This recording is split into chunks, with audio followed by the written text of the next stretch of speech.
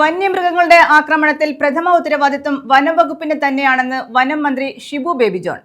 Fencing മറികടന്നാണ് ആതിരപ്പള്ളിയിൽ ആക്രമണം നടന്നത്. തിങ്കളാഴ്ച ചാലക്കുടിയിൽ യോഗം ചേരും. വിശദമായ റിപ്പോർട്ട് ആവശ്യപ്പെട്ടിട്ടുണ്ടെന്നും അദ്ദേഹം പറഞ്ഞു. മരിച്ചവരുടെ രേഖകൾ വനംവകുപ്പ് ഉദ്യോഗസ്ഥർ തന്നെ തയ്യാറാക്കണം. സർക്കാരിന്റെ കയ്യിൽ ഒറ്റമൂലിയില്ലെന്നും മന്ത്രി പറഞ്ഞു.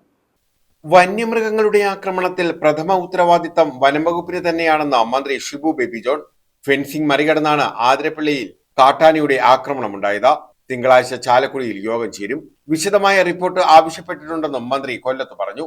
മരിച്ചവരുടെ രേഖകൾ വനംവകുപ്പ് ഉദ്യോഗസ്ഥർ തന്നെ തയ്യാറാക്കണം. സർക്കാരിന്റെ കയ്യിൽ ഒറ്റമൂലിയില്ലെന്നും മന്ത്രി വ്യക്തമാക്കി. ഒരാഴ്ചക്കിടയിൽ മൂന്നാമത്തെ മരണമാണ് സംഭവിച്ചത്. അതിന്റെ തീവ്രത എത്രത്തോളം ഉണ്ടെന്ന് എന്നെ അടക്കം പൊതുസമൂഹത്തെ ബോധ്യപ്പെടുത്തുന്നതാണ്. ഇതിന് ഒരു സംഘടിതമായ പരിശ്രമം എല്ലാ ഭാഗത്തു നിന്നും ഉണ്ടായെങ്കിൽ മാത്രമേ ഇതിന് പരിഹാരം ഉണ്ടാകൂ. സ്വാഭാവികമായി വന്യമൃഗങ്ങളുടെ അറ്റാക്ക് വരുമ്പോൾ പ്രഥമ ഉത്തരവാദിത്വം ഫോറസ്റ്റ് ഡിപ്പാർട്ട്മെന്റ് തന്നെയാണ്. പക്ഷേ ഇതിനൊരു ലോങ് ടേം സ്ട്രാറ്റജി തന്നെയാണ് ഇപ്പോൾ രൂപപ്പെടുത്തിക്കൊണ്ടിരിക്കുന്നത്. ഫണ്ട്സ് പര്യാപ്തമാകണം. ഇനിയും പരീക്ഷണങ്ങൾക്ക് സമയമില്ല. ഫുൾ പ്രൂഫായി നമ്മൾ ചെയ്യുന്ന അത് ഫുൾ പ്രൂഫ് ആയിരിക്കണം. ഞാൻ പറയാൻ കാരണം ഇന്ന് വെളുപ്പിനെ സംഭവിച്ച മരണത്തിൽ അവിടെ ഫെൻസിങ് ഉള്ളതാണ്. അവിടെ ഫെൻസിങ്ങിന്റെ നിർമ്മാണ പ്രവർത്തനം നടക്കുന്നു. അത് പൂർത്തീകരിച്ചിട്ടില്ല.